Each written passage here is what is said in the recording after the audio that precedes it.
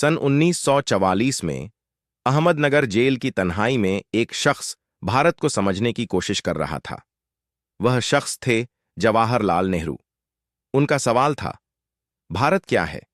क्या यह सिर्फ एक जमीन का टुकड़ा है या हजारों सालों की एक बहती हुई विचारधारा? इसी सवाल का जवाब बनी उनकी मशहूर किताब भारत की खोज। हमारी खोज शुरू होती है 5000 साल पहले, जब दुनिया के कई हिस्सों में लोग कबीलों में थे। तब भारत में विकसित शहर थे। सिंधु घाटी की सभ्यता ने हमें नगर नियोजन सिखाया।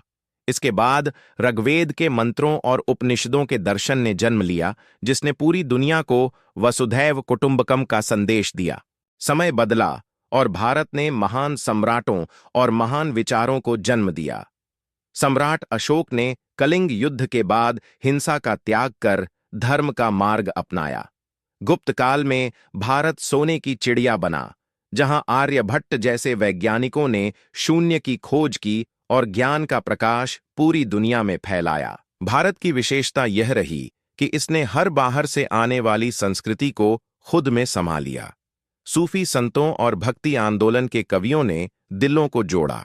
मुगलों के द्वार में एक नई गंगा जमुनी तहजीब पैदा हुई, जिसने कला, संगीत और वास्तुकला को एक अनोखा संगम दिया। 18वीं सदी में अंग्रेजों के आने से भारत ने गुलामी का अंधेरा देखा, लेकिन इसी अंधेरे ने एकता की नई किरण पैदा की। महात्मा गांधी के अहिंसा के हथियार और क्रांतिकारियों के बलिदान ने हमें 15 अगस्त 1947 को एक नया जन्म दिया। नेहरू जी ने लिखा था कि भारत की खोज कभी खत्म नहीं होती।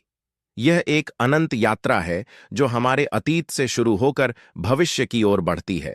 भारत एक प्राचीन देश है जिसकी आत्मा हमेशा युवा रहती है। जय हिंद।